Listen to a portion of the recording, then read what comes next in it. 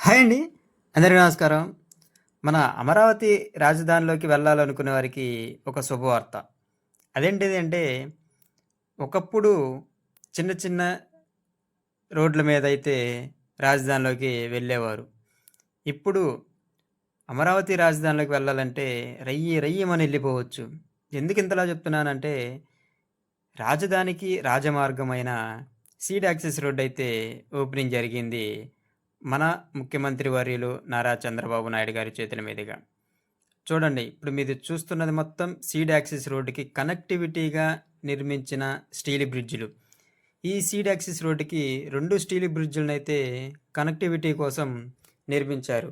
ఒకటి Buckingham canal మీద, మరొకటి కొండవీటి వాగు మీదైతే నిర్మించడం జరిగింది. ఈ బకింగ్హామ్ కెనాల్ మీద నిర్మించింది 118 మీటర్ల పొడవైతే ఉంటుంది. ఇది ఎన్‌సీసీ కంపెనీ వాళ్ళు నిర్మించారు. 70 కోట్ల వ్యయంతో అయితే ఈ స్టీల్ బ్రిడ్జిని నిర్మించారు.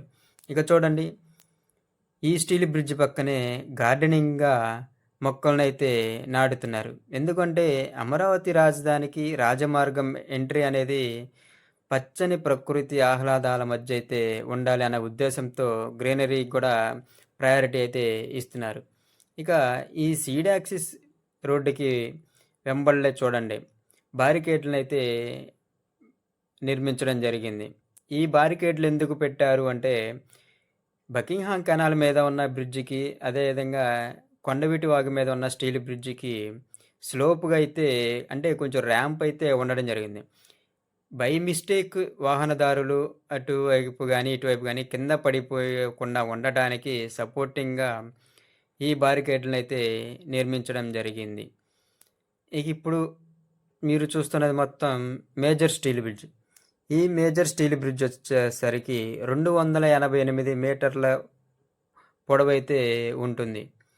ఇది కూడా 2 వరుసలుగా అయితే నిర్మించడం జరిగింది. ఇక ఈ సీడ్ యాక్సిస్ రోడ్డు మొత్తం 3 ఫేజుల్లో అయితే నిర్మించారు. ఫేజ్ 1 వచ్చేసరికి దొండపాడు నుంచి వెంకటపాలెం వరకు, అదేవిధంగా సెకండ్ ఫేజ్ వచ్చేసరికి వెంకటపాలెం నుంచి ఉండవల్లి వరకు. అంటే ఈ 2 ఫేజుల్లోనే, అంటే సెకండ్ ఫేజ్‌లోనే 2 స్టీల్ బ్రిడ్జిలైతే రావడం జరిగింది. ఇక థర్డ్ ఫేజ్ వచ్చేసరికి ఉండవల్లి నుంచి నేషనల్ హైవే మీదున్న మణిపాల్ హాస్పిటల్ వరకైతే ఈ థర్డ్ ఫేజ్ అయితే ఉండుతుంది. ఇక ఈ మేజర్ స్టీల్ బ్రిడ్జికి, బకింగ్హామ్ కెనాల్ మీద ఉన్న స్టీల్ బ్రిడ్జికి ఎస్ షేప్ కర్వ్ అయితే ఎందుకు వచ్చింది అనేసి అయితే చాలా రాజకీయ పరంగా కూడా విమర్శలైతే వస్తున్నాయి.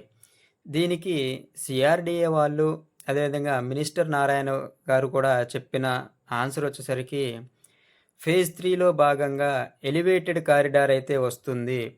అప్పుడు ఇబ్బందులు పడకుండా వాహన రాకపోకలకి ఇది కనెక్టివిటీగా ఉపయోగపడుతుంది.